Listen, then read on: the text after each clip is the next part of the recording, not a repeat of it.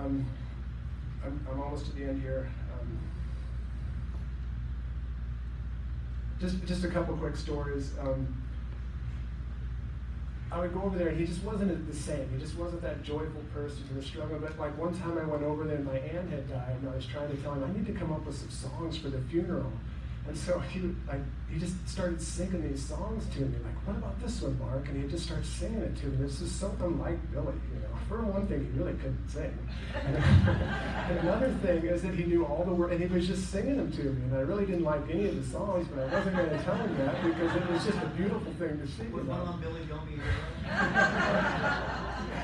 And then the other thing was,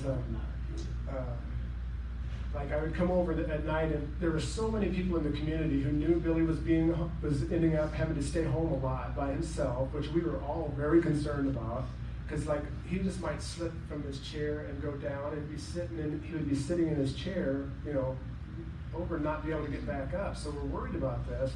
And he kept saying, I don't need babysitters, I'm a grown man, you know.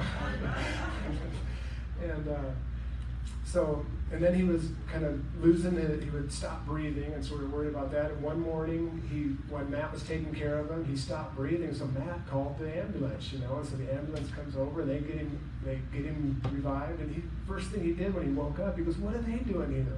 Why did you call them? Why did you call them? You know? And Matt said, you're not dying on my watch, you know. You know, and Billy never complained about anything ever. Even in those times when after Mary died, he never complained unless his chair was broke down or his van was broke down. That's the only time you heard Billy complain and moan and groan. And I think he had every right to.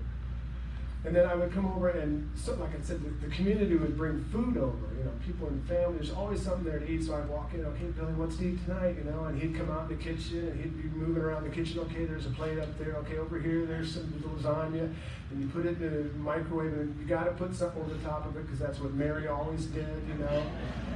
And also when I was helping him, while like I'd be cleaning him up, Mary always left the water running.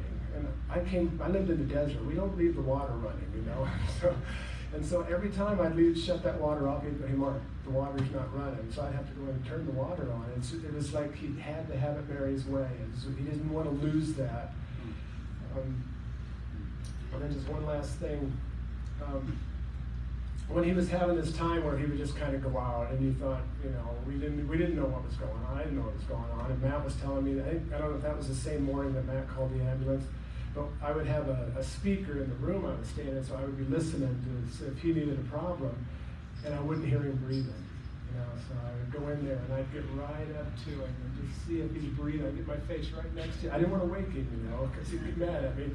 Not mad at me, but I'd see if he's breathing, and okay, he's breathing, so I'd go back to bed. And it happened about 4 times, and finally I just said, Jesus, he's yours. I got to go to work tomorrow. I can't be up tonight. You'll wake me up when we need to do this. You know, so in conclusion, I think this is the hardest part of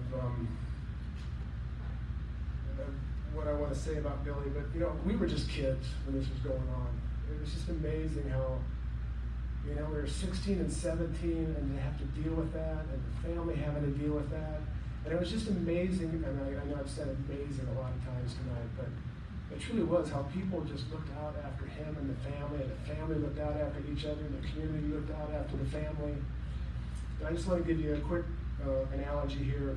Let's say that this is the point where we were born, and a line goes on forever, for eternity. Heaven goes on for eternity. And wherever we die, let's say it's about right, my grandma lived to be 100, okay, that's pretty long. Let's say she died, or we died at 100 years old, but that line of eternity goes on forever. Our time here on earth is very short, very short. You know, and Billy was only here, how many years, I don't know, he was 59 when he died? He was only here 58 years, and he touched so many lives, and we should take that example and realize how short life is. We see it all the time. We're talking to someone one day, they're gone the next.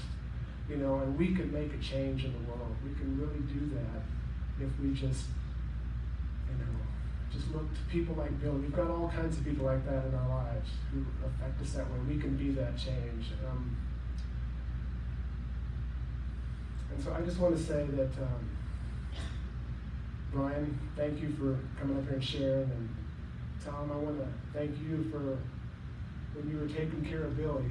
I just can't tell you how much I appreciate being around that. And so thank you very much.